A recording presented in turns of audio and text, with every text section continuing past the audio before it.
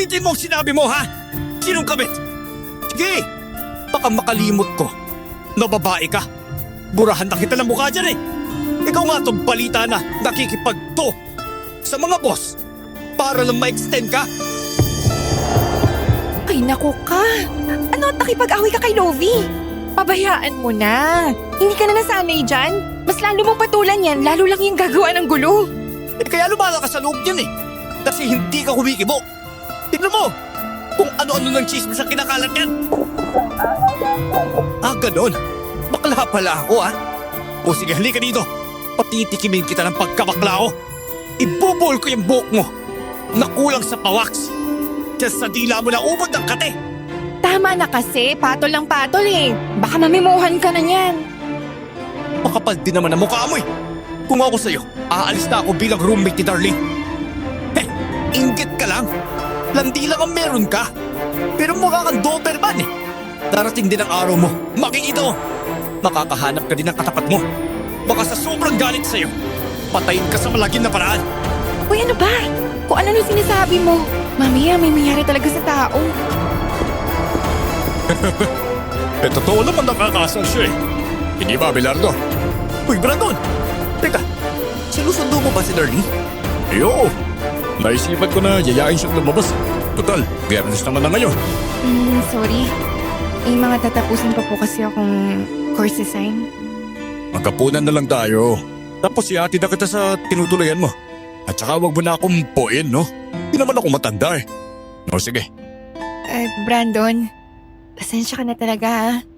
Next time na lang. Ihatid na lang kita pa uwi. May inarkila kasi akong tricycle. Eh, pwede naman kanselahin yun. Hindi ko magagawa yun. Nakakaawa naman yung namamasada. Swerte ang lugar na to. Kapag ikaw ang naging first lady ng munisipyo. Eh, masyado ka mabait eh. Teka, naghahanap ng bagong asawa si Mayor Arman? Eh, hindi. Iyanin naman ni Tito Arman ang asawa. Eh, mahina na ang tuhod dun eh. Eh, kahit isang basket ng balot eh. Hindi na kayang tukuran yun eh. At saka takusa yun. Takusa? Takusa. Takot sa asawa. Under the saya. Eh, at sa tanong mo, ako ang naghahanap ng asawa. Ha? Hindi ba kasal ka na? Eh, sa tagal namin na hindi nagsasama ni Amanda eh. Sigurado ako na expired na ang marriage contract naming dalawa. Eh baka nga, kahit ang pari na nagkasal sa amin eh, patay na. Ah, Ganun ba? Na-expire pala yung marriage certificate, ano? At saka, kaya ko namang magpakasal sa ibang bansa eh. Eh ayaw mo nun, overseas ang kasal namin. Ay, andyan na pala yung sundo ko. Nag-aalisin ko na pala. O sige na, una na ako sa inyo.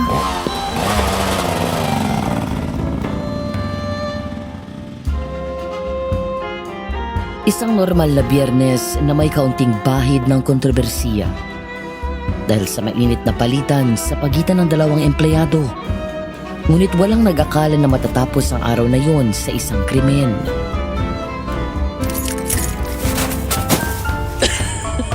Bukas ulit. Ganun ba? Miss kita. Huwag mo akong kalilimutan ha. Isipin kita palagi. Junjun, ihatid mo naman si Myla oh. Gamitin nyo na yung sasakyan ko. Hindi. Bakit mo gagamitin ang service ng barangay? Para sa pangangailangan ng tao yun. Ang gamitin mo yung pribadong kotse ko. Oh, etong susi oh. Oh, ingat ha. Huwag kang maging kaskasero, Junjun. Uy, Edwin! Parang bagong chiching na naman yung nakita ko ah. Eh, malaya naman akong gawin ang gusto ko. Ako, Darlene, gising. Nandito si Edwin oh. Bukas naman ang pinto ng kalangitan ay. Ito ang dahilan ko bakit sinabi ko sa'yo na ayaw ko may babae sa buhay ko. Napaidlip lang. Hindi ka dapat sasala sa umiidlip. Ano pa silbi ng kwarto? Makasabi ng ayaw ng babae sa bahay niya. Eh, ang tindi namang mang chicks. Kung magkakalaman ka ng kaunti, baka sakaling gawin din kitang kabit ko. Gusto mo? Hahalik na lang siguro ako sa pitbull. Kesa maging kulasisi mo. Sineryoso mo na naman. Paano kita papatulan? Hindi ako tayuan ng balahibo sa'yo. Bahala ka na rito, Abelardo. Uwi na ako sa kabila. Nag-check lang ako. Nag-check. Anong akala mo sa mga nakatira dito? Pakawala, maloloko. Eh di sana, hindi ka na lang pumayag magpa-board. Malay ko ba? At para sa kalaman mo, miss, hindi ako basta pumayag. Pinakiusapan ako ng boss ninyo na ninong ko sa kasal. Alam mo, hindi dahil sa kanya, hindi ako magpapatuloy ng mga dayo dito. Kaya umayos ka, ha? Nakakagigil yung pinsan mo ah. Parang ewan kong minsan. Sarap pitikan ng abdo. O ano? Gwapo. Tama ka dyan. Parang si Adonis ang katawan, no? Pwede ding machete eh. Type mo, no? Oo. Yummy eh. Ay, ano ba? Hindi ano? Ang antipati ko kaya ng pinsan mo. Paano magiging pinuno ng barangay yan? May asawa, pero kung mambabae parang binata kung umasta. Eh, yun lang naman ang pintas dyan. Pero maayos naman siya sa ibang aspeto. Ewan. Ekis talaga yung mga ganyang lalaki sa akin eh. Oh, saan ang punta mo? Eh di makikidis ko ng konti sa may bayan. Nagkaya yan eh. Sama ka na. Hindi na. May tatapusin na akong trabaho. Ay naku. Buro ba yan? Eh, ang pili mo talaga eh. Lumarga ka na nga. Okay. Papasalubungan na lang kita ha. Sige, sarapan mo ha. Ano gusto mo? Tayo manggi o tisoy? Ay, loko ka ha. Ibang pasalubong naman yan eh. Eh baka lang naman. Eh gusto mo? Ako na lang. Masarap ako magmahal. At malaki ang aking puso. At saka mahaba ang pasensya. Sira. Tayo na nga. Uy, sasama na siya. Hindi na mabuburo ang tulya. Aray naman! Ikaw ha, kanina ka pa ha. Hindi ako sasama. Sabay lang ako sa paglabas mo. Bibili ako ng chichirya para hindi ako antukin habang tatrabaho. Nalibang si Darlene sa pagbili at natagalan. Kaya naman medyo malalim na ang gabi nang makabalik siya.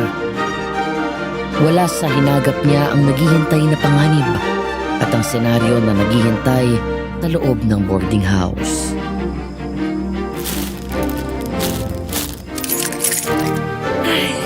Dilim naman. Patay ba ako ng ilaw?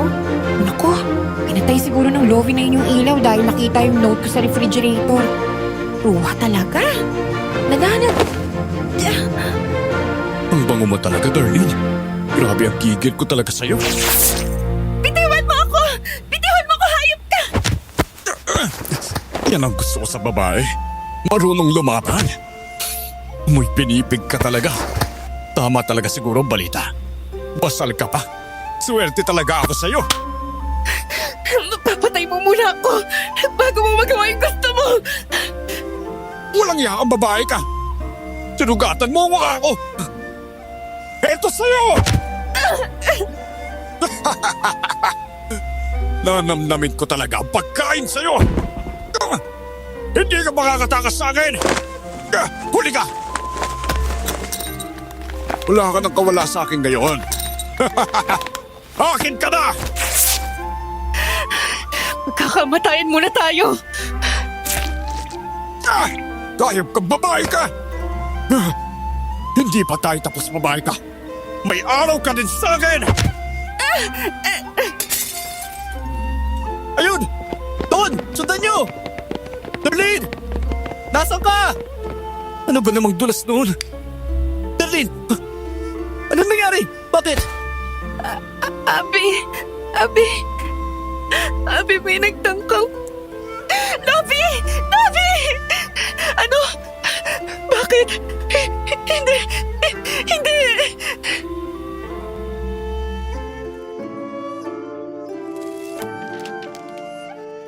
Easter Sunday. Balik na sa pag-iingay ang campaign jingles ng mga kandidato. Nasa teres ako ng bahay namin sa San Pedro, Laguna nang marinig ko ang bulungan ng mga marites tungkol sa kung sino ang kabit nito. Dear Aswang Diaries and Madam Venus, itago niyo na lang po ako sa pangalang Roel. Isa po akong incoming 4th year college student sa isang kolehiyo sa parting Binyan. Ang ibabahagi ko po sa inyo ay tungkol sa isang kaso na inasikaso ng lolo ko sa tuhod na hindi niya akalaing may koneksyon sa aswang. Ito'y naikwento sa akin ng aking tito nang minsan niya kaming dinalaw. Nagsimula ang lahat nung madestino si Lolo sa isang probinsya noong March 1987. Alas 10 ng umaga. Isang tawag mula sa two-way radio ang natanggap ng isang local police station. Ayon sa paunang ulat, isang babae ang natagpuang malagim na pinaslang sa loob mismo ng kanilang boarding house. Payat ang tubig oh. Uminom ka na muna. Kanina ka pa nag-iiyak eh. Magtuna rin yung mata mo oh. Ulitin! Ilang beses nyo pa ba ipapaulit sa kaibigan ko nangyari? Iyan ang silbi ng tape recorder na yan ha? Palamuti lang? Okay lang. Huwag ka na magalit.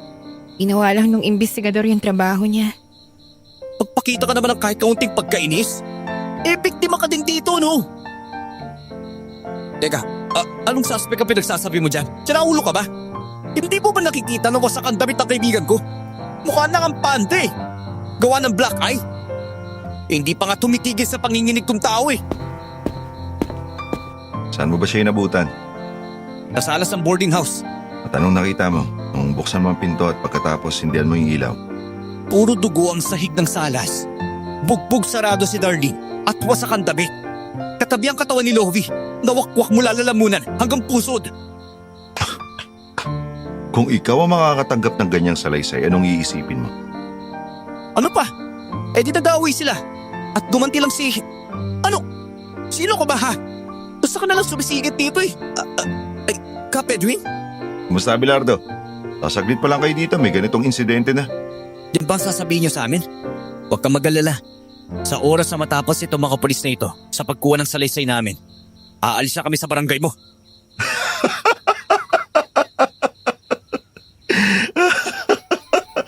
Ay nako, sakit na tiyan ko sa kakatawa, gawa mo. Siraulo ka. Anong lalayas? Hindi kayo pwedeng lumayas.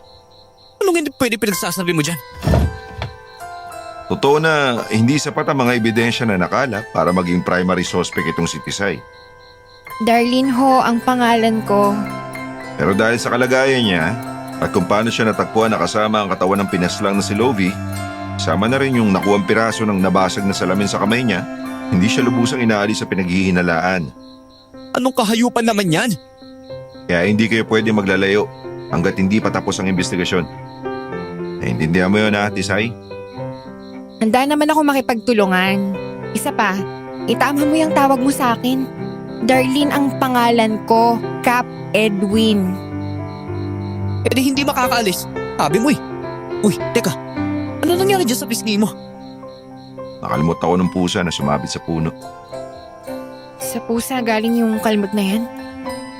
Oo, kaya ako nahuli ng dating dahil ayaw tumahan ng apo ni Aling Tetay.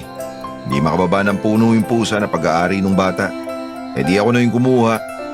Malay ko ba na hindi pala mabait sa estranghero yung pusa? Ganun po ba? O sige, paki-update na lang po kami sa resulta ng dugo na nakuha sa basag na salamin. Alis na rin ako. Sinisingil ka na sa pangangalunya mo at pambabaliwala mo sa anak ko. Iniisa-isa na ang mga kabit mo. Pebrero 1985, isang dayong binata na anak ng isang pilantropo ang dumayo sa lokalidad nila Aling Doray. Pista noon at nagkakasayahan ang lahat. Isang dalaga ang natipuhan ng dayo din na pamangkin ng mayor. Ngunit sa kabila ng tikas at ganda ng lalaki ng pamangkin ng mayor, hindi siya tipo ng dalaga. Doon namagitan ang anak ng pilantropo. Dahilan upang magkaroon ng mainit na palitan sa pagitan ng dalawang lalaki.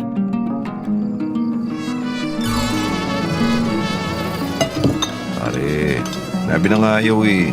Kahit kano, maiintindihan yun eh. Huwag mo ako matawag-tawag na pare. Sino ka ba ha? Isang mamamayan na nagmamabuting loob. Napadami ka na rin ang inom eh. Mabuti pa magpaulas ka na muna. Kesa kung saan saan pumupunta parte ng katawan mo yung init ng alcohol na kinukonsumo. Huwag mo nga ako minamantohan ang gagawin ko. Pumapatol ako sa pakialamerong tulad mo. Duwan, tignan mo ang ginawa mo. Kakapakipot mo. Pati dayo, nakikisaw-saw na. Huwag mo na akong pahirapan, sumama ka na sa akin. baka nalilimutan mo. Dayo ka din dito, Brandon. Aba, at ang mangkukulam pala na si Aling Turay ay nandito. Ay, bastos. Umalis ka na nga dito sa pamamahay ko. Aalis naman ako, tanda. Pero isasama ko ang magandang dalaga na yan. Oh, alalayingin na si Liwan. Pasakay ng pansero ko. Aray, Lintek, sino ka ba? Tio Arman, ano po ba yun? Magandang hapon, Mayor. Magandang hapon din naman sa'yo, Doray. Napadaan lang ako gawa ng may nakapagsumbong sa akin na nanggugulo daw itong si Brandon. Ako na ang humingi ng paumanin sa pambabastos ng pamangking ko sa anak mo. Anak niya si Luan? Aling Doray, humihingi po ko ng paumanhin. Hindi ko po sinasadya. Kung pwede po sana na maliga. Brandon, sumama ka na muna sa tiyuhin mo. Saka na tayo mag-usap kapag hindi ka na nakainom ng alak. At ikaw, sino ka ba ha? Parang ngayon lang kita nakita dito. Ako po si Edwin. Anak po ako ni Mang Marcos. Yung pilantropo namin dito, napakabait nung ama mo. Matulungin. Siya din ang nagpalagay ng poso namin dito. Nagtuturo din siya ng maaari naming pagkakitaan. Ganun nga po si Papa. Sabi niya, mula pagkabata, pangarap na niya maging pilantropo. Ano namang pakay mo sa aming lugar at napatayo ka dito? Gusto ko pong ipagpatuloy yung nasimulan dito ng aking ama. Mukhang mali ka nga ng landas na tinatahak, iyo. Bakit niyo naman po nasabi yun? Iba ang pilantropo sa bayani. Susugod-sugod ka sa gulo. Hindi mo naman kilala ang kinakalaban mo. Di nagtagal nagkagustuhan ng anak ni Aling Doray at si Edwin. Enggrande ang naging kasal. Lahat ng pamahiin at tradisyon ay sinunod ng dalawa para sa mapayapang kasal at masayang pagsasama.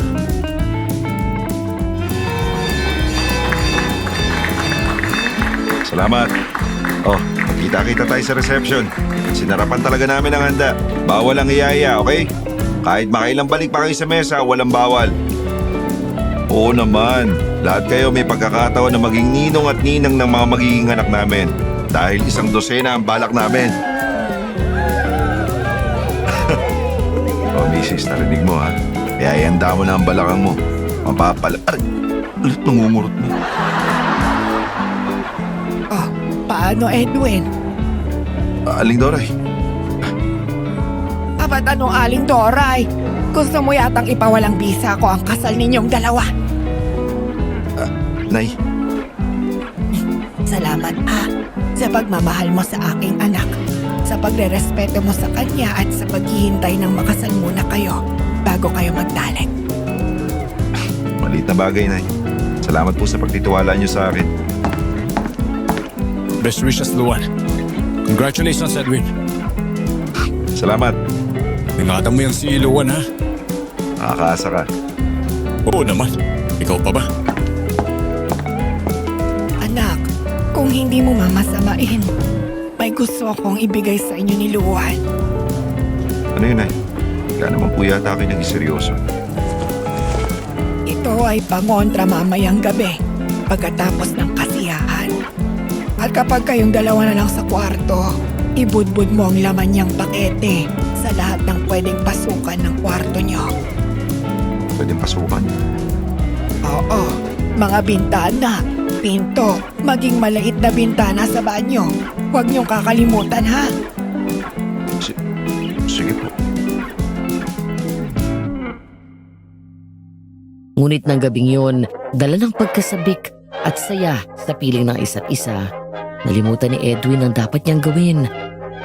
Makatapos magsalo ng mainit na tagpo ang mag-asawa, agad silang nakatulog. Namulatan ni Edwin na magkahugpong ang mga labi ni Luan at nang nilalang na may malakarbungkong mata. Ang mukha at mahabang buntot noon ay balot ng kaliskis, habang ang buong katawan ng nilalang ay balot ng balahibo ng ibon.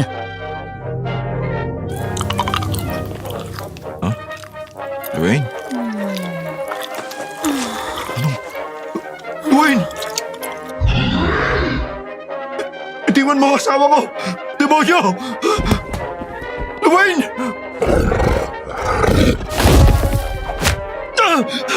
Dwayne! Tulungan niyo kami!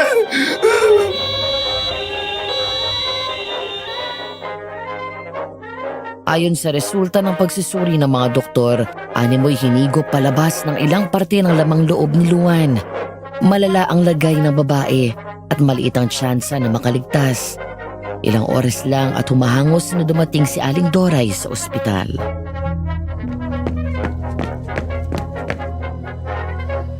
Edwin, anak, ano nangyayari? Nay, tawarin niyo po ako. Wala na po akong karapatan na matawag na anak ninyo. Kasalanan ko po ang lahat. Ako po ang may gawa kung bakit napahamak si Luan. Ano bang sinasabi mong bata ka, ha? Anong walang karapatan? Kumalma ka nga, iyo. Tawarin niyo po ako. Habang buhay ko pong pagbabayaran ng naging pagkakasala ko kay Luan.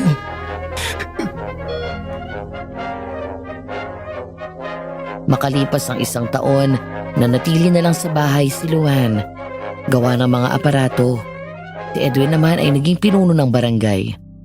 Doon naging maugong ang bulong-bulungan na nangangalunya siya. At nang dahil sa nangyaring krimen, nagkaroon ng solidong dahilan ng biyanan niya para sugurin siya ng umaga ng Sabadong yun. O ano? Hindi ka sasagot? Dahil totoo. Babae mo ang napatay at pinatay niya ang bagong kulasisi mo. Mauna na po ako. Tatakbuhan mo ulit ako. Hindi mo ko kakausapin. Ay, lintik ka talaga. Sukat pagsamahin mo sa iisang bahay. Aling Doray, maupo po muna kayo. Yan ba? Yang babaeng yan ang bagong kabit ng pinsan mo, Abelardo? Hindi po. Kaibigan ko po ito. Siya po si Wala ba yung dila yung kasama mo? Kailangan may tagasalita talaga. Magandang umaga ho. Ako po si Darlene. Oo, kilala kita. Ikaw at yung iba pang babae ni Edwin. Nako, hindi po. Border Kung alam mo ang makakabuti sa'yo, ngayon pa lang, titigilan mo na ang ugnayan sa lalaking yon.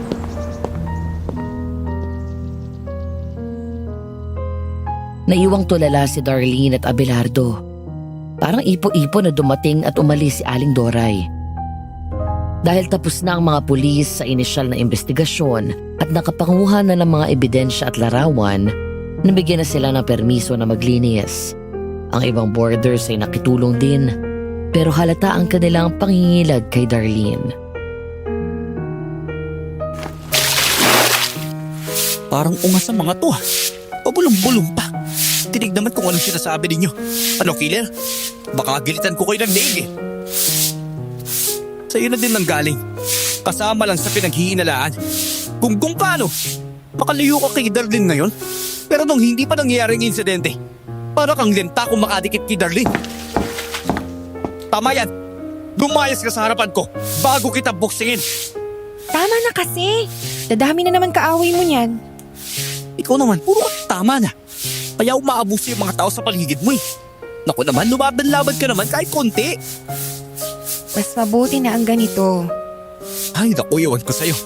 Kuya, pero natouch ako nang tawagin mo akong Abby. Kailangan pala may mamatay pa lang eh.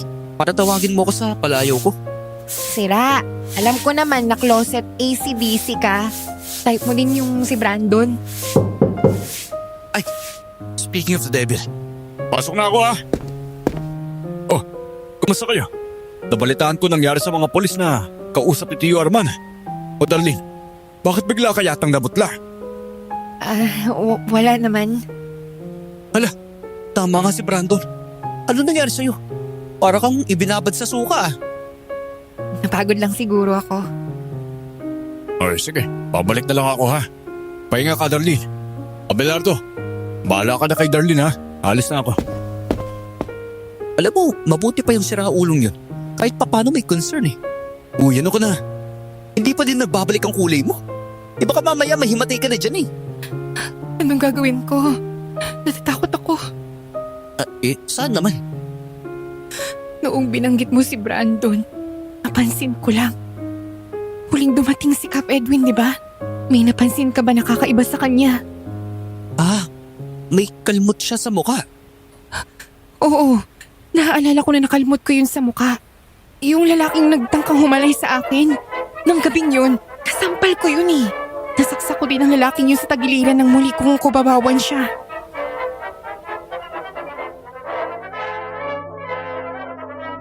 Dahil sa napansin, napagpasyahan ni Darlene na layuan si Edwin. Pero parang pinaglalaroan ng panahon si Darlene. Dahil pagdating ng hapon na yon, isang hindi inaasahang proposisyon ang ilalahad sa kanya ni Edwin. Isang bagay na kontra sa kanyang paninindigan at laban sa lahat ng kanyang pinaniniwalaan.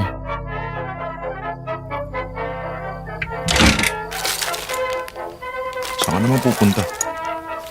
Sa kwarto ko, para naman hindi mo sabihin na pahara-hara ko sa paningin mo.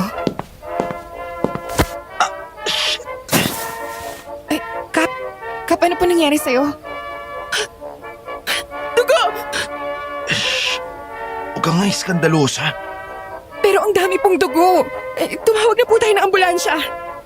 Oh, hindi pwede. Makikisuyo naman ako sa'yo. Baka pwede tulungan mo ko. Ano? Pero... Kahit pakikuha na lang yung first aid kit.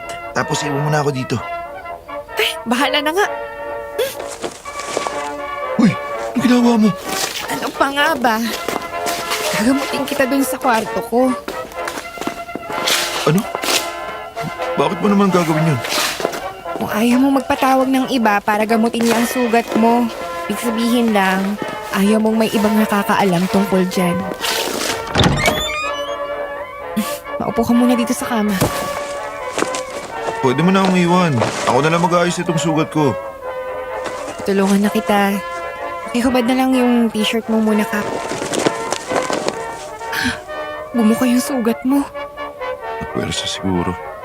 Kulang ako sa pagbubuhat ng mga sako ng bigas kanina. Gusto mo talagang mapahamak ka, no? Kita mong sariwa pa tong sugat mo at ano ba't nagbuhat ka pa? Kailan mo ba nakuha tong sugat na to? Ang Biyernes lang. Darlene! Yuhu! Si Brandon! O ikaw, nakita mo ba si Darlene? Nandito lang kanina. Baka lumabas. Hindi mo ba alam kung saan nagpunta? Hindi mo alam. Anong gagawin ko? Ang silbi. Uy, Brandon! Nandito ka pala! Uy, sakto! Buti dumating ka. Hinahanap ko kasi si Darlene eh. Yayain ko sana kayong maghalo-halo. Teka, pati ako? Oo naman. Alam ko namang hindi sasama si Darlene kapag hindi ka kasama eh. Ay, totoo talaga yan. Teka, kayo ba? Hindi no. Binasted na ako nun. Pero gusto mo tayo. Pwede din ako. Gago, hindi tayo talo no. Baka masapak kita dyan eh. Kaya ayaw sa'yo ng kaibigan ko eh. Kasi brutal ka. Nako, nagpapakipot lang yung kaibigan mo. Palibhasa, alam na patay ako sa kanya. Naglalaway nga ako dun eh. Kapag napapanagidipan ko siya, lahat tumatayo sa akin eh. Umalis ka na nga lang, please. Tarantado ka talaga. Saan ba nila kaya yayain si Darlene? Sige na, huwag kang mag-alala. Wala akong gagawin sa kanya. Hiya ko na lang sa'yo. Sabi mo yan ah. Baka kasi nasa kwarto niya si Darlene. Teka, tatukin ka.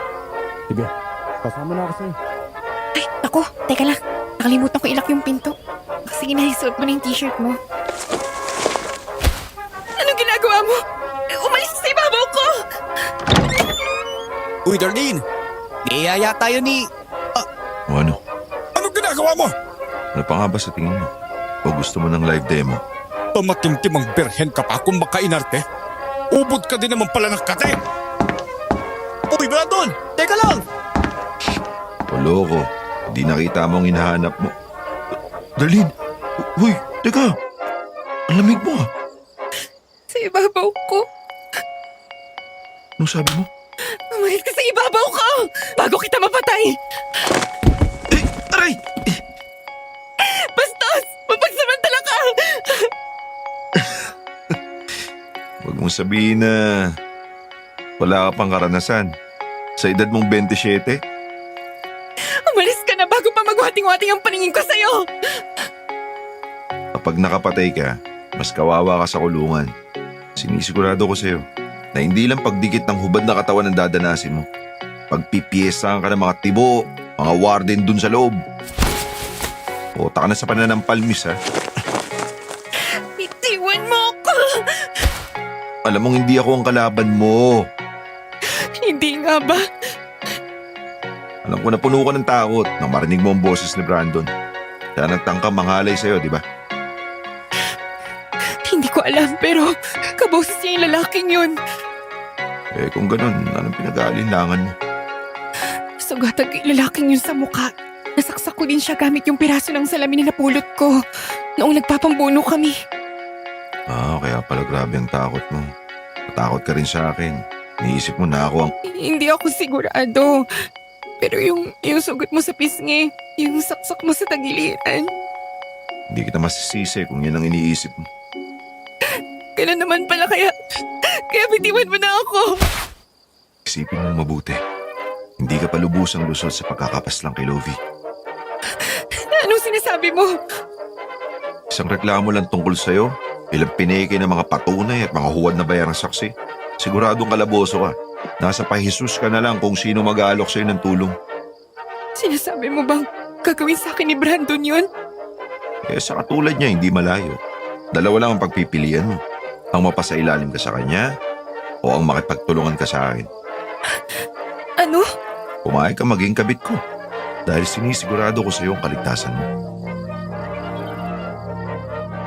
Kalagitnaan ng Marso 1987, naging laman ng usap-usapan ang bagong kabit ng pinuno ng barangay. Hatid sundo sa trabaho ang babae at walang pinipiling lugar ang dalawa sa paglalambingan. May ilan ding nakapagbabalita na nakita ang dalawa na naglalandian sa barangay hall. Ang iba naman ay napansin na mula nang makasama ni Edwin si Darlene, hindi na ito nakita na may kasamang ibang babae.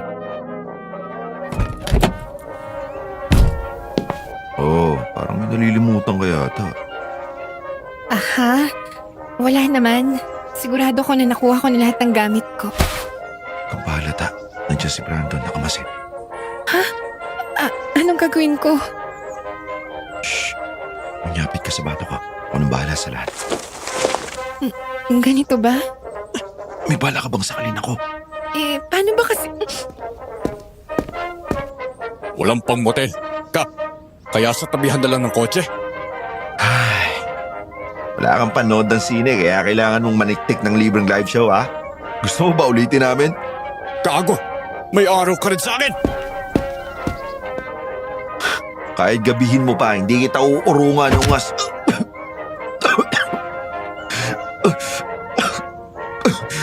Bakit ka nanununtok? Pasalamat ka ha?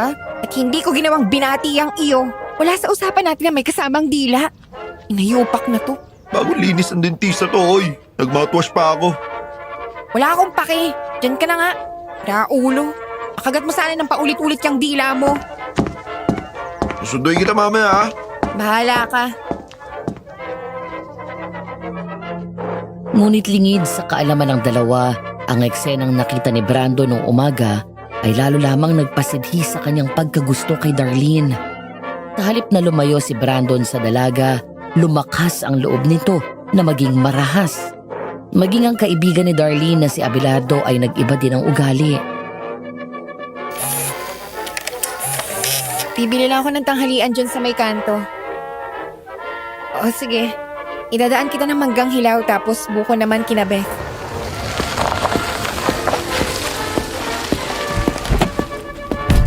Oh, bakit ka naman naglalakad? Nasaan ang kapitan ng buhay mo? Nagkatrabaho, natural. Ano pa bang ginagawa ng mga tao na normal kapag ganitong weekdays? Hindi ka man lang masamahan sa tanghalian. Dapat ba na lagi kami magkasama? Ako magkakasawaan kami ng mukha kapag ganun. Magiging kabit ka na nga rin lang. Sana ako nang pinatulan mo. Hindi ka mag-iisa na ganyan. Pero hindi nga, di ba? Edwin ang pangalan niya at hindi Brandon. Ano bang pinagkaiba naming dalawa, ha? Magaling ba sa kama? May diamante ba ang dulo ng kanya, ha? O baka naman, gusto mo ng sample? Magaling din akong humalik. Ano ba, Brandon? Bitawan mo ako! Bakit? Kay Cap Edwin? Sa kanya ka lang ba nag-iinit, ha? Sinisigurado ko sa'yo, isang halik lang mula sa akin. Magdidiklab ka na habang binabaha ka sa sarap. Nandidiri ako sa'yo! Yun ang pinagkaiba ninyong dalawa! Diring-diri ako sa'yo! Presensya mo pa lang, tatayuan ay balahibo ko sa pagdanais na iwasan ka! Ako pa talaga?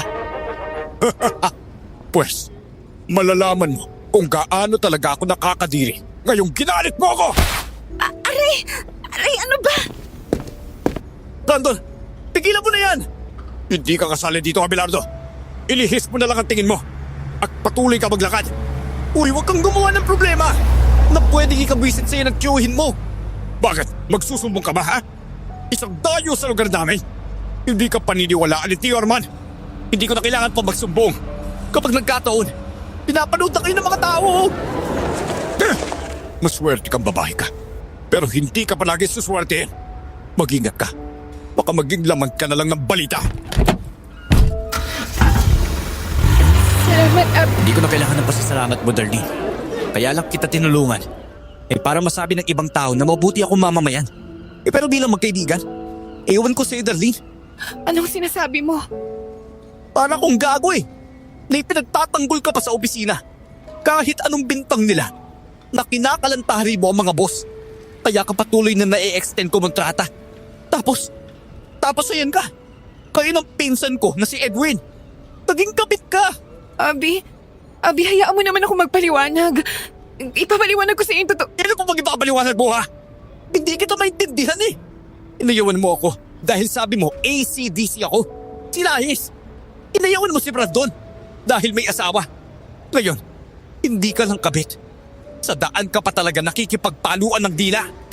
Kailangan kong gawin to kasi... Ewan ko sa'yo, Darlene. Parang hindi na ikaw yung kaibigan ko na maprinsipyo. Hindi na kita kilala.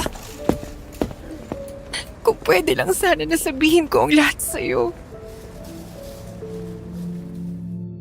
Nangahapon na yun isang mensahero ng barangay ang pumunta kay Darlene. Nahingi ng paumanhin si Edwin. Hindi niya masusundo ang dalaga.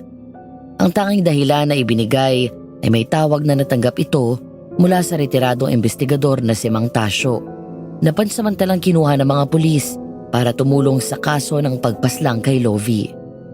Dala ng biglang baha ng tatapusing training modules, inabot ng gabi si Darlene sa pag-uwi. Susunduin kita mamaya. Dapat talaga sinabi ko na lang sa kanya na wag na. Para nakaarkila ako ng tricycle. Ay, ang hirap pa naman maglakad dito dahil madalang na lang ang biyahe ng mga sasakyan. Ay, naku, Darlene. Naku, ang tanga-tanga mo talaga. Pero hindi ko akalain na ganun pala yung seryosong halik. Nakakablangko ng utak. Ano bang alam ko sa halik? Hindi ko pa nga nararanasan yung holding hands. Yung first kiss ko. Bilang kabit pa. May gumagalaw sa talahiban. Teka, kailangan ko ng patpat. Baka mamaya asong ligaw to Ayun! Huwag ka lalapit! Kapag ikaw lang talaga! Naku! Kapwa tawad! Mapapalo kita! Anong? Diyos ko po! Tulong! Hindi! Wag! Bahala sa iyong makapangyarihang kamay, humihingi po kami ng kaligtasan. Propulsare malungkot, imene. Ang liwanag ni Bathala ang aming proteksyon. Umalis ka, kampo ng dilim!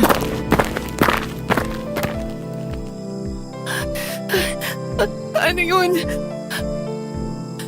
Isang masamang nilalang na hindi dapat na ipanganak. Kaya mo bang tumayo? Opo. Ay nako, napilipit mo yata yung bukong-bukong mo. Parang ganun na nga po. Ay parinig ka sa akin. Sumandig ka. Talalayan kita sa paglalakad. Huwag na po. Kukuha na lang po ko ng sanga na pwede kong matukuran. wag na matigas ang ulo. Papabayaan kitang maging lamang tiyan noong aswang gusto mo. Ay, ganyan. Oh, tara na.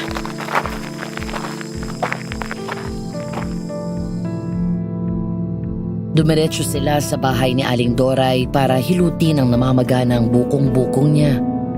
Doon nakita ni Darlene na nakasabit sa dingding ang malaking portrait ng lalaki at babae na nakapangkasal. Si Edwin at isang babae na may magandang ngiti at matang tila nangungusap. Nalaman din ni Darlene na mabait at maasikaso ang matanda. Bagay na ipinagtaka niya kung bakit gano'n na lang ang galit nito kay Edwin.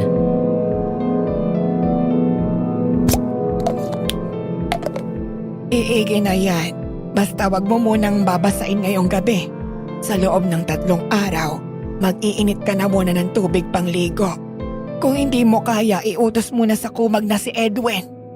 Hindi po ba kayo galit sa akin? Anong ikinagagalit ko? Ang relasyon nyo kuno. Kahit na yata bata sa daycare, hindi mo malaloko. Po, hindi ko po kayo maintindihan. Iha, sa dami na ng kabataang inabutan ko, alam ko ang mukha ng babaeng nabarukbok na. Pero ikaw, ewan. Opo. At ang gonggong na yan, ako, ni hindi man lang magsalita. Ano po? Magandang gabi po. May nakakita daw po na nandito. Ang kabit mo, nandun sa salas ng bahay, hinilot ko na. Maraming salamat po. Tutuloy na po ako. Ay, hanggang kailan ka magiging ganyan, Edwin? Kailan mo ko haharapin ng maayos?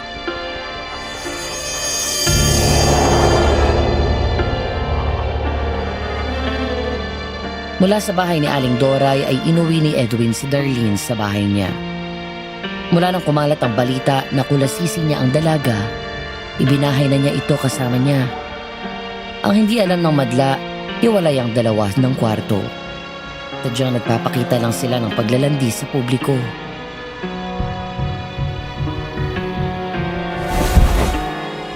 Hindi mo na ako kailangan pa nabuhatin pa uwi.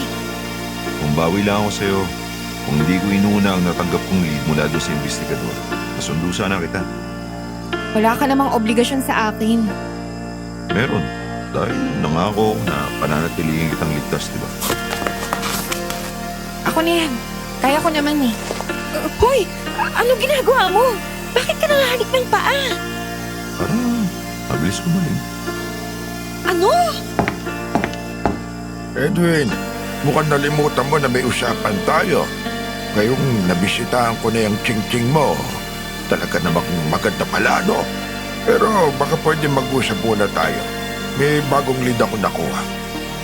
Sige po. Lars, bawi na lang ako sa'yo pagbalik ko, ha? Pahinga ka mabuti, ha? May derby tayo, mami. Kaya naman pala. Ingat ka ha. Malulungkot ako kapag may nangyaring masama sa'yo. Ang bagal ng pick-up mo. Wala ka ba kahit kaunting kiliti sa katawan? Dapat sa'yo binibigyan ng monumento sa galing mong umarte. Pakinggan mo ang pagsagot. Makalata si Mang Tasyo. Alis na ako. Magla ka ng pinto, ha? Oh, wag mo sabihin sa kiss lang sa pisngi. Tinatablan ka na. Good luck, charm yun. Oo, sige. Salamat, ha? Ilang beses na ulit ang mga gabing sinusundo ni Mang Tasyo si Edwin. Pero sa dami ng mga leads, wala man lang doon ang naging daan upang malaman kung sino ang aswang. Kumalat din ang balita na may kuliling ang kabit ng pinuno ng barangay dahil sa pagkalat ng sketch na ginawa. Batay sa naging salaysay ni Darlene. May iba pang nagsabi na nagdudroga ang babae, kaya kung ano-ano ang nakikita. Pasensya ka na. Napitbit tuloy kita sa meeting. Okay lang. Wala naman akong gagawin ngayon. Kumusta naman sa opisina niyo? Ayun, natahimik na. Napagod din sila kakadada. Nakakapika lang. Akala mo nga sinala sa bunot eh. Mas malala pa nga sila sa akin. Grabe kong maniwala sa chismis. Akala mo nga walang sariling mga isip. Kaya nga sumakay sila sa palabas natin, di ba? Pero hindi ang binan mo. Ano sinasabi mo dyan? Kita mo naman kung paano ako pagsalita ng di maganda, di ba? Nangunguna pa nga sa pangungutya sa akin, babaero daw ako. Bakit? Hindi ba totoo na babae mo yung Myla, Tastigna, Lourdes, Linda, Aida at yung Lucinda? Grabe, saulado mo talaga? May Arminda pa nga, tapos Ava pa. Sabi ni Abelardo. Di mo na kailangan pang pagtakpan ng kaibigan mo. Alam saan ka namin na sila ayos yun. Ganun ba? Darlene, alam ko na close kayo. Pero, pwede mag-iingat ka sa kaibigan mo, ha? Pinaghihinalaan mo ba ang kamag-anak mo? Ibang klase ka rin no? Para din yung sa kapakanan mo. Hanggat maaari, huwag ka muna magsabi sa kanya ng detalye tungkol sa ginagawa natin. Hindi ako ganon. Usyo, di raw. Pero nung ginamot mo ako sa kwarto mo, walang habas mong sinabi sa akin yung inala mo kay Brandon. Maging ang mahalagang detalye, katulad ng kung saan mo nasugatan na nagtangkang mga halay sa'yo. Natural. Di ba pinuno ka ng barangay? E di magtitiwala ako sa'yo. Darlene, kailangan mo pa ding mag-ingat. Hindi porket nasa posisyon, pwede na pagkatiwala. Hoy, tingnan mo. Ang alin? Sasakyan yun ni Brandon, di ba? Oo nga, no. Saan kayo? Sa tasyo yung sa kayo. Yung investigador. Oo. Bakit kaya sila magkasama? Sundan natin. Kilala sa lugar natin yung sasakyan ko eh. Mahalata tayo. Ano ka ba? Pagganahin mo yung imahinasyon mo. Balita na lang din naman nakabit mo ako. E di, gamitin na natin yun. Ano? Ay, kunwari, magdi-date tayo. Joyride lang. Naglalambutsingan habang nag-drive ka na. Walang partikular na direksyon. Ewan, sige, bala na. Tinundan ng dalawa sina Brandon. Nakita nila na ibinaba ni Brandon si Mang Tasyo sa bahay nito at patuloy na nagbiyahe. Inakala nila na diretso na ito sa bahay ng tiyuhin nito na si Mayor Arman. Pero hindi ito nagtungo doon. Bagkus ay tinahak nito ang liblib na parte ng kanilang barangay kung saan mangilan-ngilan lang ang nakatira. Uminto ang sasakyan ni Brandon sa isang sinaunang bahay malapit sa sementeryo. Maiwan ka dito ha. Susundan ko siya. Samahan na kita. Delikado, dito ka na lang. Ano ka ba? Kailangan may kasama ka para may saksi ka kung ano man yung mangyayari. Ano ba mangyayari? Palibas, magsutukan kami na siga-sigaan na yan. Basta, iba yung pakiramdam ko eh. Ay, bilis na. Tayo na. Lumiko na sila dun oh. Baka hindi na natin maabutan. Saan mo nakita mo, Muson? Dito sa may puno ng yakal. Halika, mawa ka sa akin. Hindi ko alam na may bahay pala dito. Taga dito ka, di ba? Dahil lang din ako dito eh. Ilang taon na yung nakakalipas. Kahit yung sobrahan dun. Ala, ano kaya nangyayari? Maingat na lumapit ang dalawa sa bahay. Lumigid sila hanggang sa makatagpo ng bintanang maaring silipan. Doon tumambad sa kanila ang nilalang na laman ng kanilang mga bangungot. Yan yung nilalang na umatake sa akin. Mahayop. Buhay pa pala talaga. May biktima pa. Papatayin kita ngayon. Edwin, ano ka ba? Kumalma ka nga. Ang nilalang na yan ang umatake sa asawa ko si Luwayne noong gabi ng aming pulot gata. Tumatakas ang hayop. Duwag! Harapin mo ako! Edwin, tingnan mo! Hindi. May nabiktima na naman siya. Doon! May narinig akong tili ng babae! Paano nakarating agad dun si Brandon? Shh! Set up to! Hindi na tayo dapat maabutan dito. Umalis ka na! Ako nang bahala dito! Hindi. Darlene, hindi ito ang oras para magtigas ka ng ulo. Kapag inabutan tayong pareho dito, pareho tayong magiging suspect. Kaya nga. Kaya bilisan mo na. Hindi na binibigyang pugay yung mga bayani ngayon, no? Binabaril na lang sa luneta. Kaya tayo na. Bilis! Pasalisi na bumalik ang dalawa sa sasakyan ni Edwin, ngunit hindi sila makaalis. Dahil kung i-start ni Edwin ang sasakyan, siguradong may makakarinig at siguradong lalo silang paghihinalaan kapag nakitang papalayo ang sasakyan nila. Ngunit may ibang plano pala si Darlene. Hindi tayo pwedeng umalis. Malaki ang tsansa na may makapansin sa sasakyan na to. At sino naman nagsabi na aalis tayo? Ano? Magpapaabot tayo sa kanila. Ha? Naiintindihan mo ba ang sitwasyon natin? Sinetap tayo ni Brandon. Ano ba? Hoy, ano? Pinubuksan mo yung blusa mo. Sinaniba ka ba na kung ano? Teka, matinagi mo yung zipper ng pantalong ko. Ay, ang dadamo kong minsan eh. Darlene, napabaliw ka na ba? Bakit ka pumupusina? Shh! Ano ba? Pakisanay ka na lang. Paano? Ilig ko yung ina... Ay, may nangaabala oh. Oh, ano yun? Kap Edwin, pasensya na po. Hindi ko alam na kayo yan. Paumanin po sa abala. Talaga lang, Mang Tasyo ah. Posibleng hindi nyo nakilala ang plaka ng sasakyan ko. Edwin, nandito ka? Anong ginagawa mo dito sa sasakyan? At bakit naman katakataka na nasa sasakyan ko ako?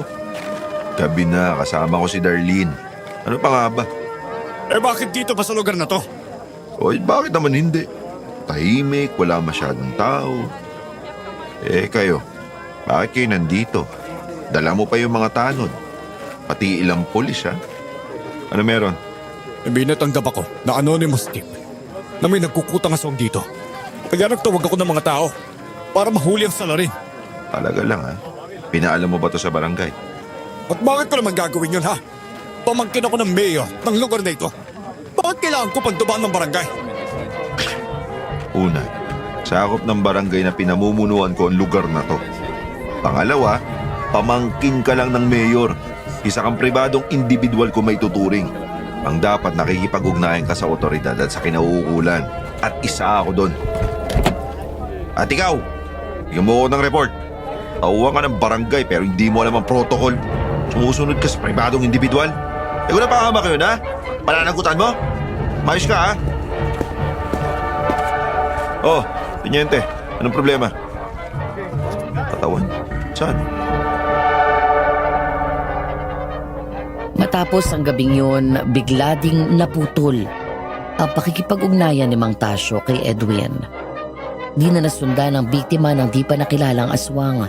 Ngunit naging kabi-kabila naman ang natatanggap na reklamo ng barangay tungkol sa mga alagang hayop na pinapaslang hanggang sa... Anong tinatawa-tawa mo dyan, ha? Wala. Lodong. Eh ano, at hindi maalis yung pagkangisi mo? Ano problema mo na naman ba sa akin? Naalala ko lang yung bigla mo akong inihiga sa kotse tapos bigla mong binuksan yung zipper ng pantalong ko. Grabe yung kabog ng dibdib ko nun. Lalo na nang bigla mong sagpangin yung leg ko. Akala ko talaga naging aswang ka na eh. Sinabi ko na nga kasing chikinini yun. Mas magaling pang magbigay ng chikinini si Dracula. Makaalis na nga. Oh, ba't bigla ka natigilan? Akala ko alis ka na. Ay, wisit ka talaga. Sisihin mo yung biglang kumatok. Tuloy! Sementero na tagpuan ni Aling Doray. Sige, pupunta na ako doon. Edwin si Abby. Malma ka lang. Sukatan lang naman ang sabi. Saka nasa mabuting kamay ang kaibigan mo. Ayaw ba tumaya? O gusto mo buhatin kita? Gusto mo nang may mapag-usapan yung mga tao sa labas eh. Ganyan na. Dapat ganyan ka palagi. Palaban. Tsaka di nang hihina ang loob. Dinatnan nila si Abelardo na nakahiga at puro benda ang katawan. Ayon kay Aling Doray, nangunguha siya ng halamang gamot nang matagpuan niya si Abelardo sa may sementeryo. Duguan at walang malay. Ayon sa salaysay ni Abelardo, nakabihis babae siya noon. Nagbabaka sakaling makakuha ng magiging boyfriend ng Hi, miss.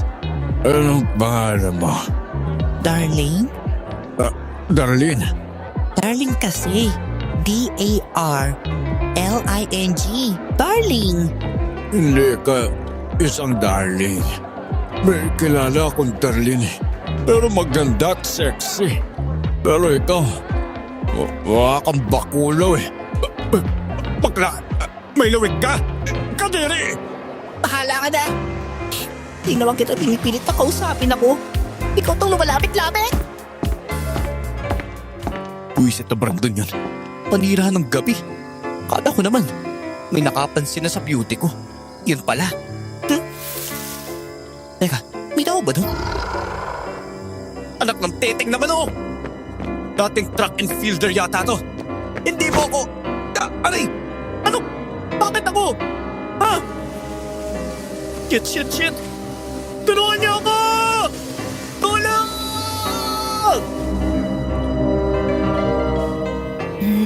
Buti, nabuhay ka. Oo, nangkalad ka rin ako papuntang sementeryo. Pagkatapos, inatake ako nung nilalang eh. Akala ko talaga, katapasan ko na. Oo. Hindi biro atakihin ng ganong klaseng nilalang. Ang mas... Darlene, hayaan na muna natin na makapagpahinga si Abelardo. sige po. Pahinga ka ha. Saka na tayo mag-usap. Ang dami niyang sugat. Grabe ang ginawang atake sa kanya nung nilalang na umatake sa akin. Nagsisinungaling siya. Ano po? Aling Doray, mawalang galang na po pero sa dami po ng naging sugat ng kaibigan ko. Alam ko na ang ibig sabihin mo. Bago mo yan ituloy, maupo muna tayong lahat. At may sasabihin ako sa inyong mahalaga. Una, may karanasan ako sa panggagamot ng sugat na dulot ng aswang. Hindi gawa ng aswang ang mga sugat ni Abelardo. Masyadong malinis. Masyadong mababaw. Paano po kung nalaban lang yung kaibigan ko? Kaya hindi po siya napuruhan. Pangalawa ay, nakakakuha ako ng kopya ng salaysay niya. Ang pagkakalarawan niya sa umatake sa kanya ay ibang-iba sa kung ano ang umatake sa'yo, Darlene. Tama po kayo. Ibang-iba to sa description ng umatake kay Darlene. Naku po, ibig sabihin may dalawang aswang. Mapapaaga ang buhay nitong kulasisi mo, Edwin. Hindi ko alam kung masyadong makapagtiwala sa kaibigan o boba na hindi nag-iisip. Ano pong sinasabi niyo? Sobra lang po talaga siya magtiwala. Ay, kapag hindi mo yang binago, Ining, yan ang magpapahamak sa'yo. Wala pong dahilan para magsinungaling yung kaibigan ko. Habang tumatanda ka, malalaman mo na kahit walang dahilan, ang isang tao na nagsisinungaling, nakakahanap pa rin sila ng rason upang hindi magsabi ng totoo. Wala pong puwang ang ganoon sa amin ng kaibigan ko. Hindi ba't ikaw man? Sa mga oras na ito ay nagsisinungaling ka din sa kanya. Wala po. Mag-iingat kayong dalawa. Lalo ka na, Darlene. Ang pinasok yung laro ay hindi lang kayo ang marunong. Alam ng kalaban ninyo ang galaw ninyo. Makakabuti na kumilos na din kayo bago pa kayo maunahan. Matapos ang gabi na inatake si Abelardo, naging abala si Edwin. Halos wala na itong oras para gawin ang palabas nila ni Darlene. Ngunit nanatili namang nakikita si Darlene na tumatambay sa opisina ni Edwin kapag walang pasok ang babae. Minsan pa nga itong kinuha ng barangay upang maging facilitator sa team building ng mga tanod. Gaya ng inaasahan, nagpakita na naman ang dalawa ng lambingan.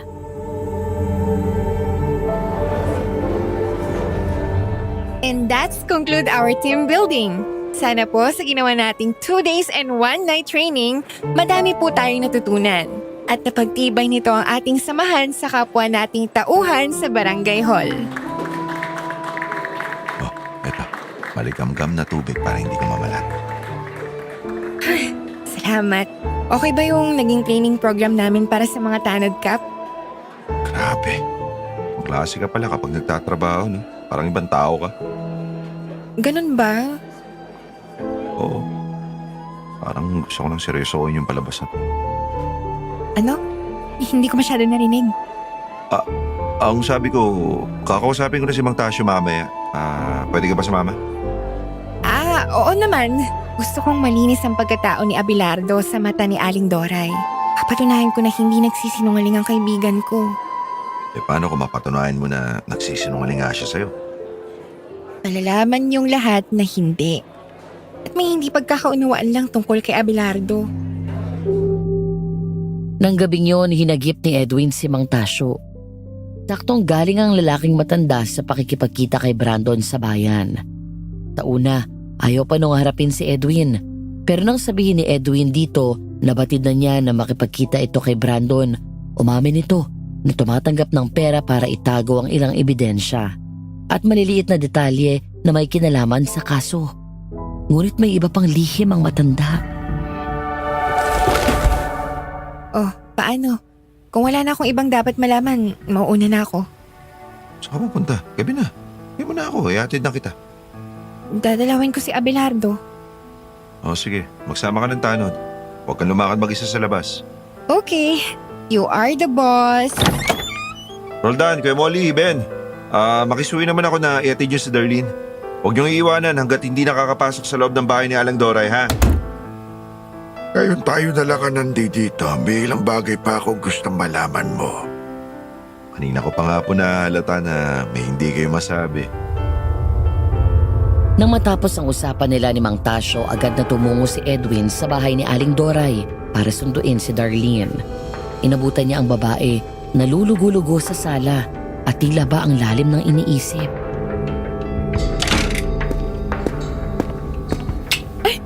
Bakit? Nanadya na ako mag-ingay, hindi mo pa rin ako pinapansin. Kaya inalikan na kita sa pisngi. Ayan, napansin mo na ako. Oh? Wala namang ibang tao sa paligid ah. O ano na, ba't ba lalim ng iniisip mo?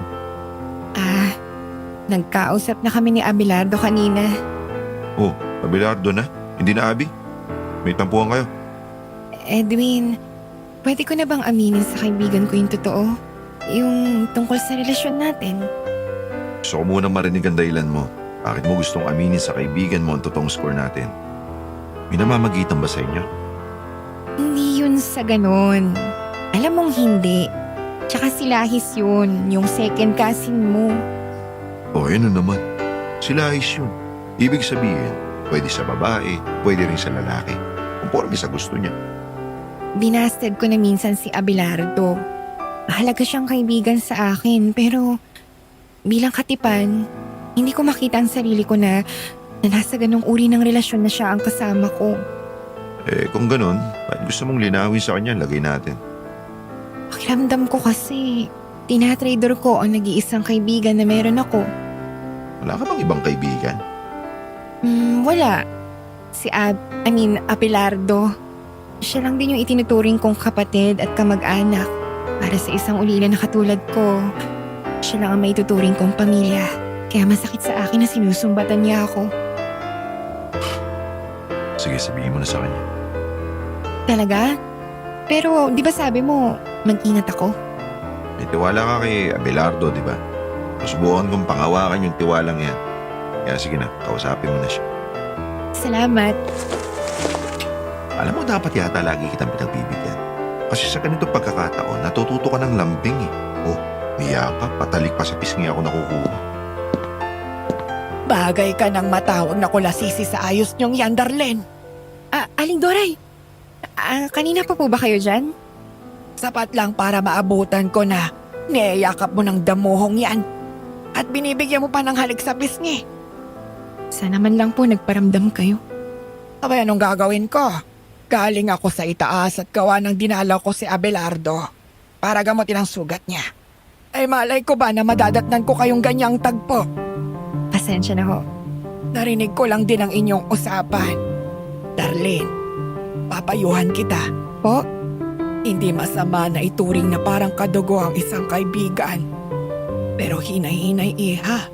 Masakit ang traidorin ng tao na pinagkakatiwalaan mo. Hindi madaling ibalik ang samahan. kapag pagkasira ng tiwala ang usapan. Hindi po gagawin sa akin ni Abelardo yon. Kung paanong itinuturing ko po siyang pamilya, ganun din po ang turing niya sa akin. At sa kalagitnaan ng Abril 1987, nagkabati ang magkaibigang Darlene at Abelardo. Balik sa pagiging kambal-dikit ang dalawa.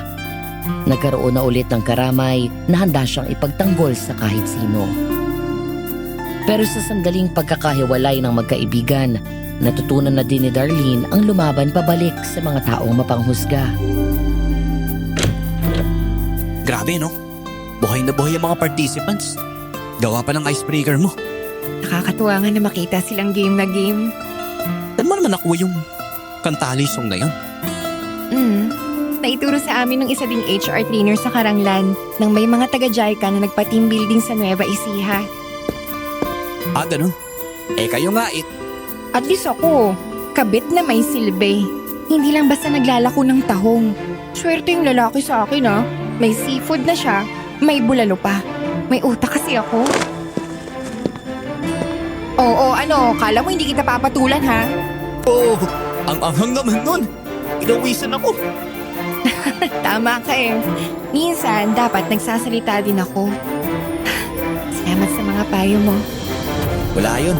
Eh, siya nga pala. Nasabi mo na ba kay Edwin nung seminar? Yung bang sa munisipyo na tayo ang magpa-facilitate? Yun, oo nga. Kapaalam lang ako. Naku, payagan ka kaya niya ni Edwin.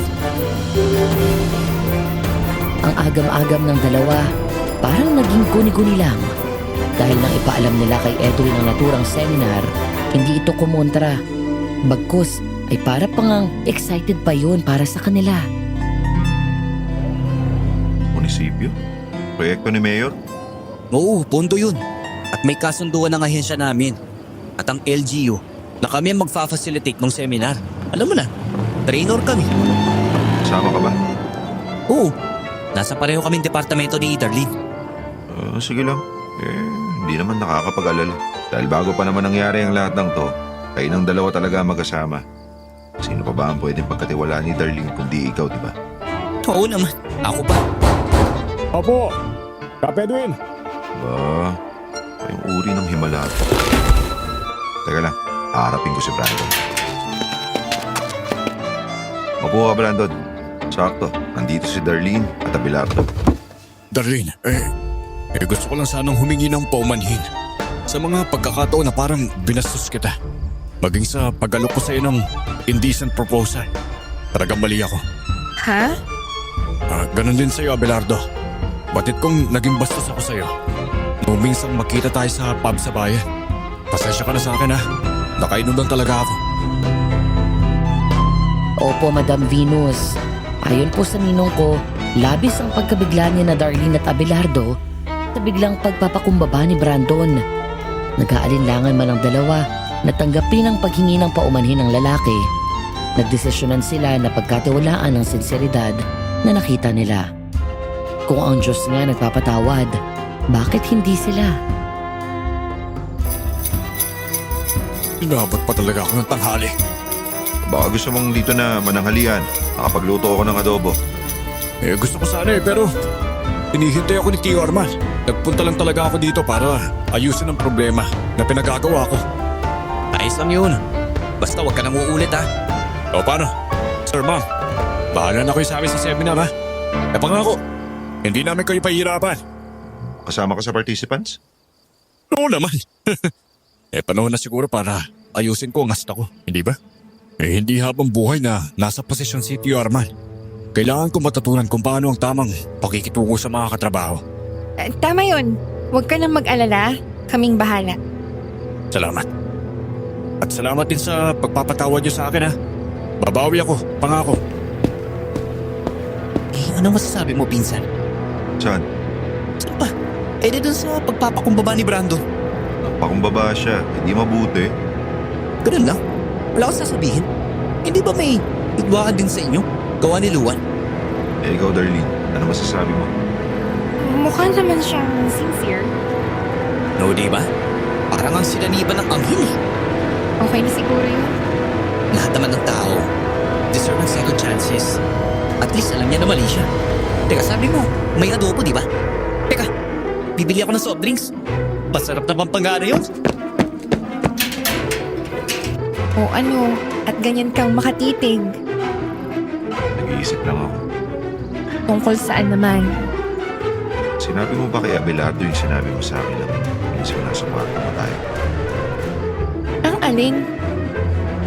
Makiyak-iyak ka na sabihin mo sa akin na kaboses ni Brandon yung lalaki na tangkang umalay sa'yo. Saan mo punta yung hinalang yung Darlene? O hindi mo pinagkakatiwalaan ng kaibigan mo? Hindi ko alam. Kahit ilang beses mo akong tanungin, hindi nawawala ang tiwala ko kay Abelardo. Pero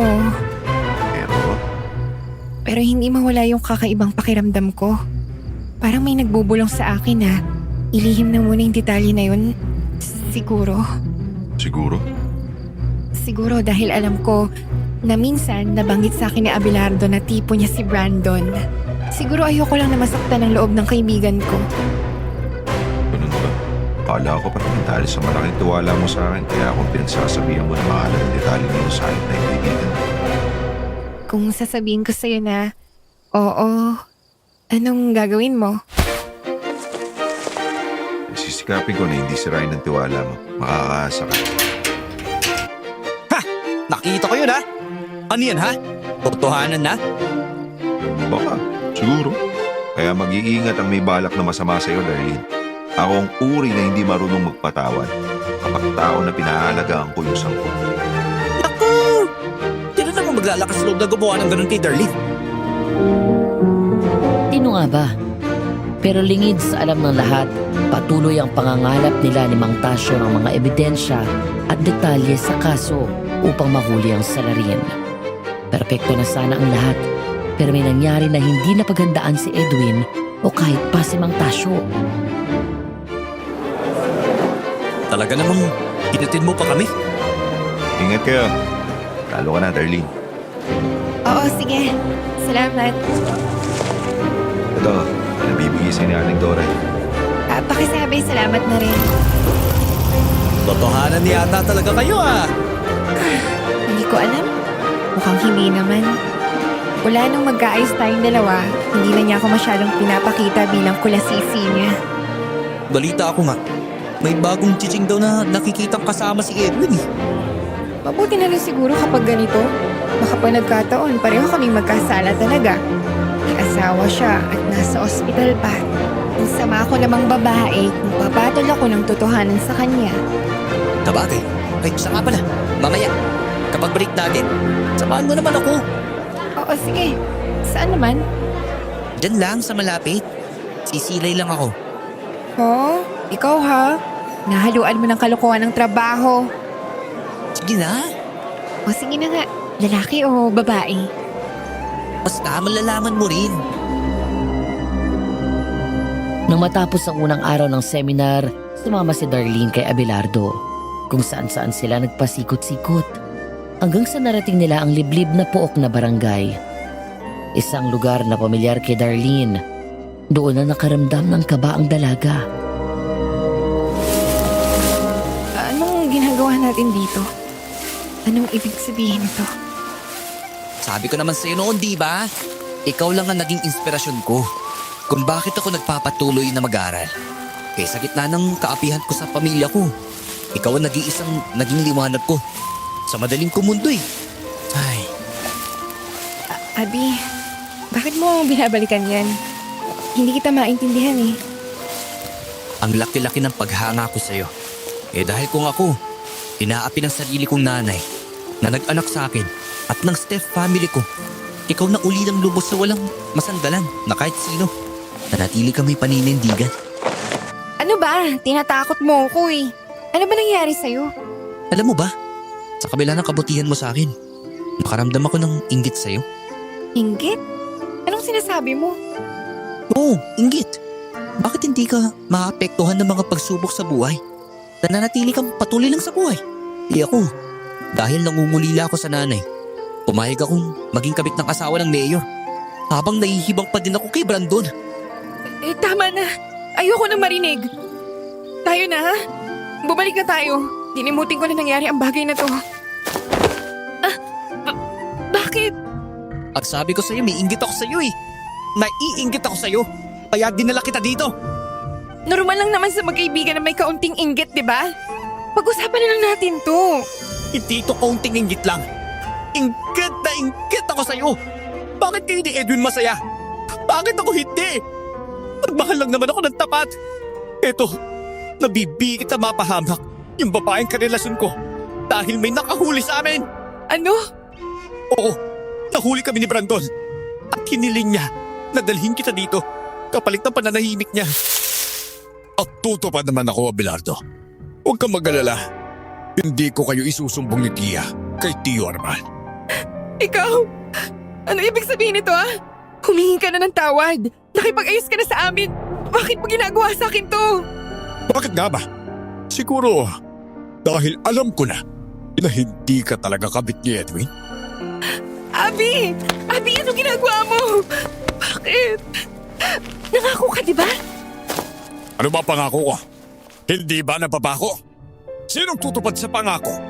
Sa isang kaibigan. Kung tibok ng puso ang kalaban. Salamat, Loves. Walang anuman, Loves. Hindi mo magagawa sa akin to. Magkaibigan tayo. Para na tayo magkapatid. Darlene, gumising ka nga. Kung ang magkakapatid ka, nag-oonsehan, at hindi ang magkaibigan lang, ang hina mo makahalata. Bigay ang lahat! Ang pag-aatake ng aswang, ang biglaang pagbili ng soft drinks si Abelardo, ang paghingi ko ng tawad. Scripted naming dalawa yon. Brandon, ang pangako mo ha? Oo naman. Ikaw, ako, si Tia. Brandon! Bakit? Bakit? Nagpapatawa ka ba, bakla? Pwe, sukang-suka na ako sa tuwing lalapitan mo ako. Sa tuwing mararamdaman kong malalagkit mong tingin. Nakakadiri ka. Abby! Alas 6 ng gabi. Sino naman kaya to? Bukas yan, tuloy!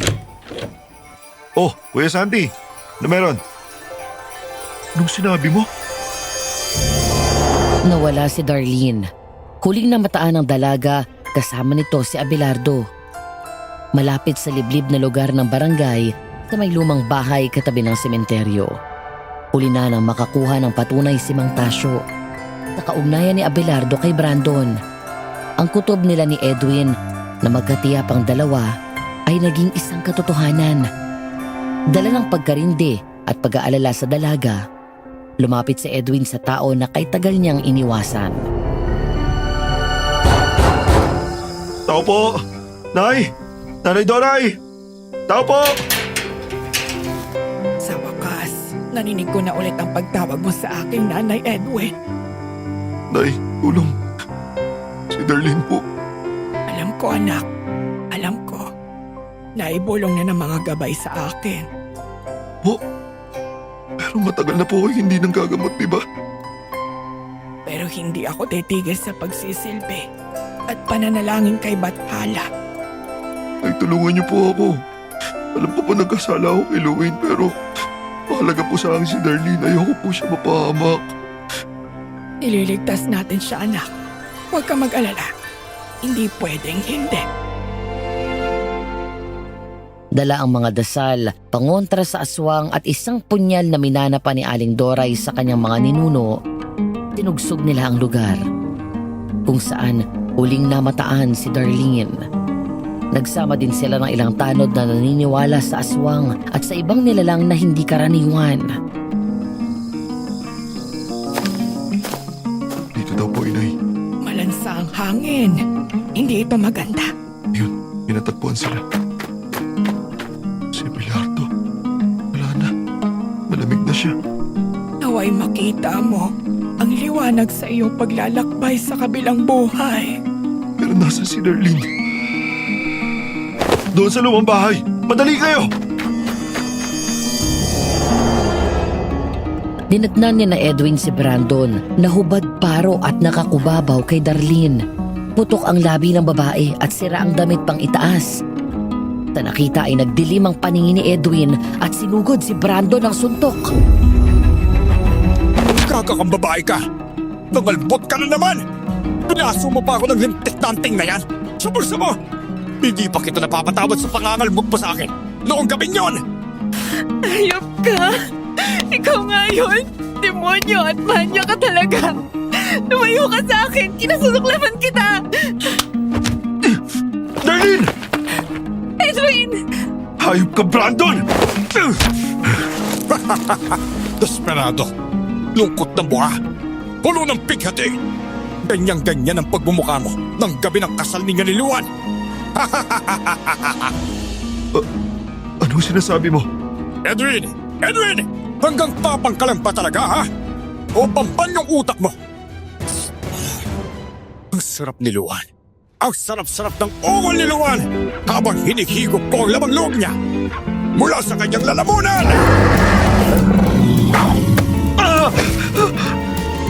Edwin! Huwag kayo magpapadala sa takot. Sindihan niyo ang mga sulo na binasbasan ko, dali!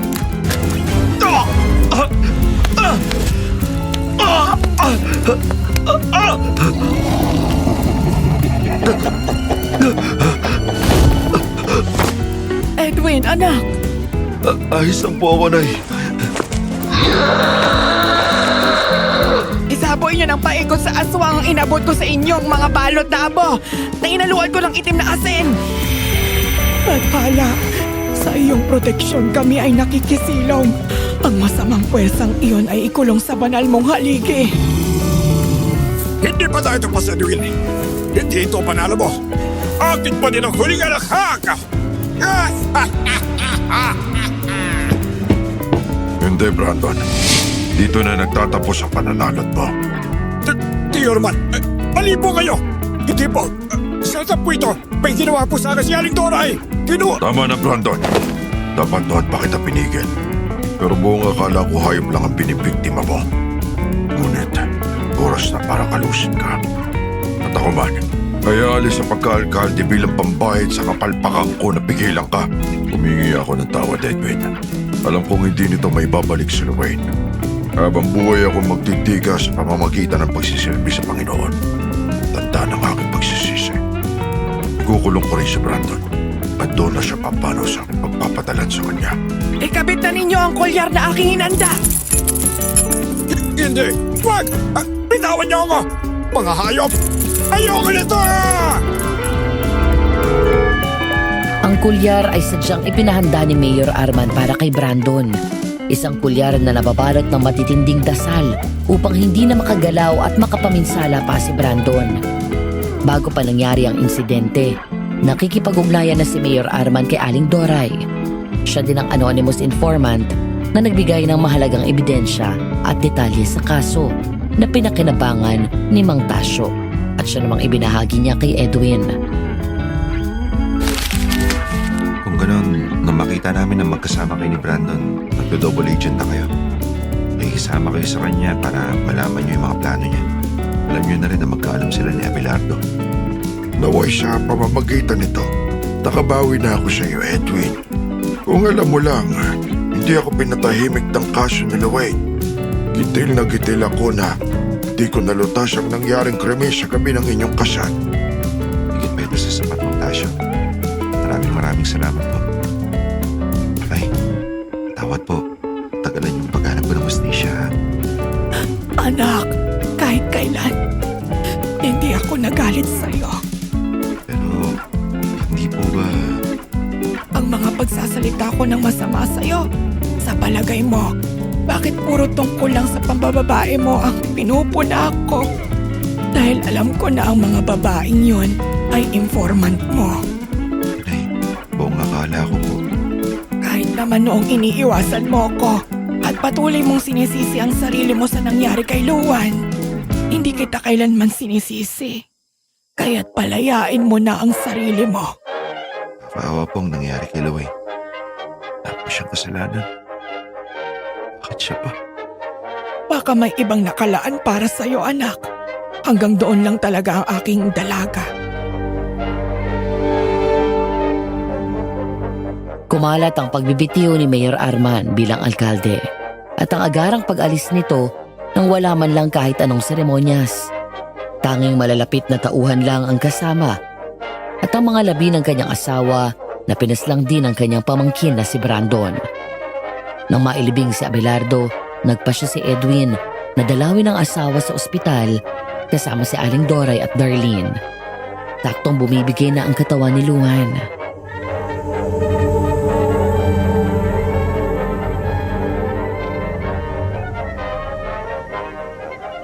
Anak, andito na si nanay. Kasama ko ang isang bagong kaibigan, si Darlene. Tanglawin mo sila ni Edwin, ha? Luwain, mahal. Nabigyan mo station yung sinapit mo. Sana kung nasan ka man naroon, kung naririnig mo ako ngayon, gusto ko malaman mo na hindi ako tumigil hanggat hindi ko na pagbabahid ang salarin. Anak Edwin, palayain mo na si Luan. Matagal ko nang tanggap ang sinapit ng aking anak. Oras na para bigyan mong laya siya. At ikaw din. Luwain, pagod ka na. Pwede ka na magpahinga. Hindi kita malilimutan. Habang buhay kitang mahal.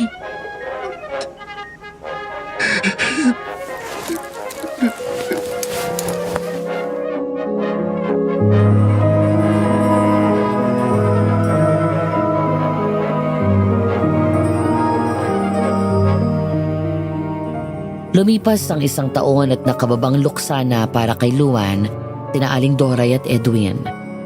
Naging mas malapit sina Edwin at Darlene. Di naglaon, natuloy din sa kasal si Edwin at Darlene. Suportado at may basbas ni Aling Doray ang dalawa. Hanggang sa ngayon ay may mangilan-ngilan pa din na naniniwalang naging kabit na ipinalit sa totoong asawa si Darlene. Pero hinahayaan na lang nila. Ang mahalaga, alam nila ang totoo. Sa kasalukuyan, pagiging pilantropo pa din ang pinagkakaabalahan ni Edwin, habang si Darlene naman ay patuloy sa paghubog ng mga human resource personnels sa isang government agency sa Diliman. Nabiyayaan sila ng dalawang anak na parehas na mga nagtuturo sa prominenteng universidad. Hanggang dito na lamang po, Madam Venus. Naway naibigan niyo po ang aking kwento. Wish me luck po sa studies ko. Mag-aaral mabuti at magsisikap sa buhay. Ruel.